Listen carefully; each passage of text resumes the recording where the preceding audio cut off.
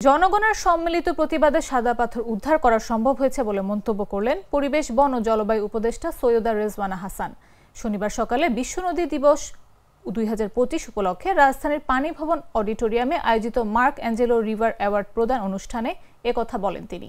প্রধান অতিথির বক্তব্যে উপদেষ্টা সৈয়দা রেজওয়ানা হাসান বলেন, নদী রক্ষার আন্দোলনকে গতিশীল ও প্রজন্মান্তরে ছড়িয়ে দিতে এই ধরনের উদ্যোগ গুরুত্বপূর্ণ ভূমিকা রাখবে।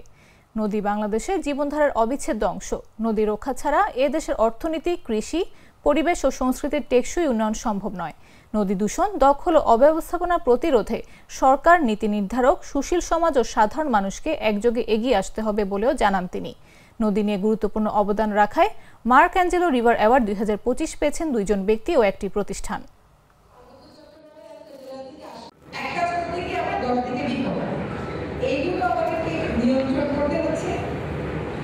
এখানে মাঝে মধ্যে আমি দেখি বাবার সাথে আসলে অনেকদিন যাবত কাজ করি।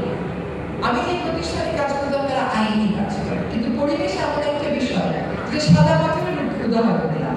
জনমত যখন গড়ে ওঠে, জনগণের ঐক্য যখন গড়ে উঠবে পরিবেশ আন্দোলনে, তখন এটা সফল হবে। তো এটা কিন্তু কাজটা বাবা করে দিচ্ছে। যে কোনো পরিবেশের সাথে তারা সাধারণ মানুষের সাথে মিশছে।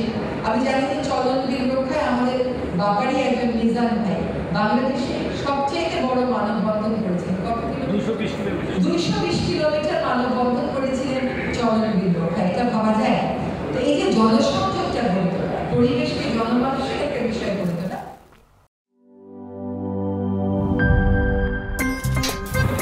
আমার একটা স্মার্ট সিদ্ধান্তে 25% গ্যাসের খরচ কমেছে। ভাবছেন কিভাবে? সাধারণ গ্যাস স্টোভ বদলে আমি এনেছি আরএফএল গ্যাস স্টোভ। এর সাইন্টিফিক নজল ও ব্রাস বার্নার ক্যাপ সমানভাবে তাপ ছড়িয়ে রান্না করে দ্রুত। তাই গ্যাসও বাঁচায় 25%, টাকাও বাঁচে 25%। আরএফএল গ্যাস স্টোভ নিরাপদ ও গ্যাস সাশ্রয়ী।